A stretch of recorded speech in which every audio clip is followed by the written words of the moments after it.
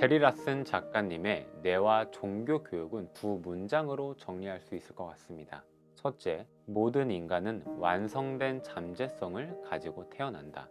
둘째, 교육자와 양육자의 역할은 그 완성된 잠재성을 끄집어내는 역할이다. 현재 교육에 대해 제가 생각하는 두 가지 문제를 먼저 이야기해 볼게요. 첫 번째는 경험의 박탈입니다. 그리고 두 번째는 표현 욕구의 박탈입니다. 물컵을 한 번도 본 적 없는 두 아이가 있습니다. 제이콥과 데이비드. 제이콥에게는 물컵을 주면서 이건 물컵이야 라고 이야기해 줍니다. 그리고 데이비드에게는 물컵을 주면서 아무 말도 하지 않습니다. 이 작은 차이는 시작부터 엄청난 차이를 가져옵니다. 물론 아닐 가능성도 있지만 이 영상의 방향성 차원에서 이해하고 들어주시면 감사하겠습니다. 제이콥은 받은 물컵을 가지고 딱 물 먹을 때만 사용을 할 거예요. 그것뿐입니다. 데이비드는 어떨까요? 그 사물을 받는 순간 데이비드는 가지고 놀기 시작할 겁니다. 경험이 시작됩니다. 던지기도 하고 밟고 올라가기도 합니다. 놀이터에 가서 흙을 퍼 담기도 하고 머리에 써보기도 합니다.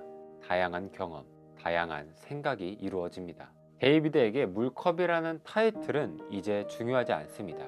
사실 이건 제이콥에게도 마찬가지예요.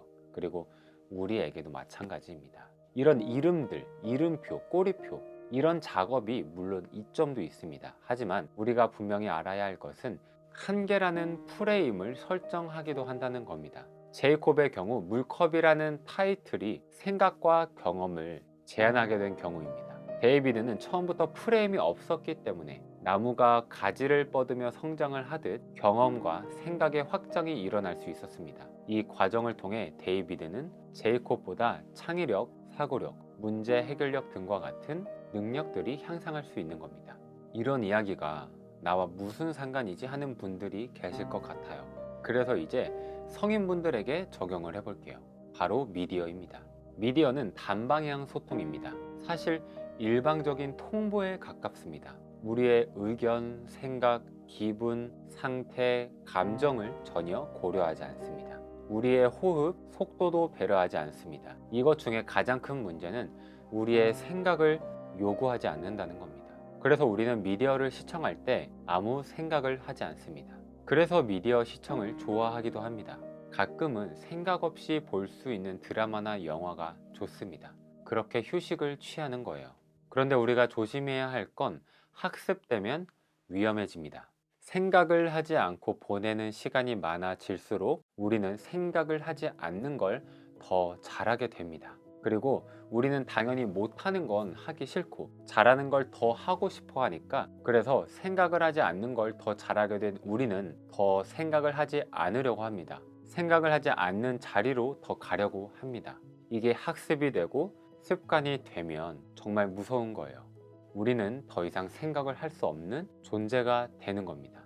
학습된 무기력은 바로 여기에서 옵니다.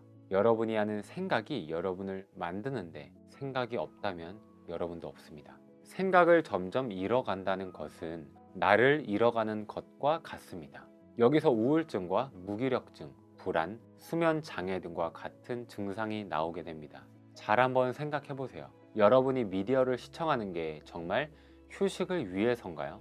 아니면 학습, 습관으로 굳어진 행동 방식 때문인가요?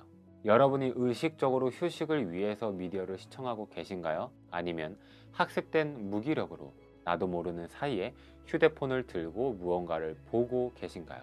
우리는 생각해 보아야 합니다.